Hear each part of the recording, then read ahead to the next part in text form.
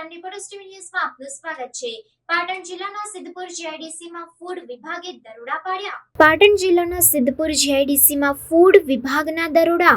જીઆઈડીસીના plot number 237 માંથી શંકાસ્પદ ઘીનો જથ્થો ઝડપાયો। જીઆઈડીસીમાં આવેલ ડેરીવાલા પ્રોડક્ટ્સ નામની ફેક્ટરીમાં રેડ પાડવામાં આવી। પાટણ જિલ્લા ફૂડ વિભાગ દ્વારા બાતમીના આધારે રેડ પાડવામાં આવી। હાલમાં શંકાસ્પદ ઘીના જથ્થાની ગણતરી તેમજ સીલ કરવાની કાર્યવાહી હાથ ધરાઈ।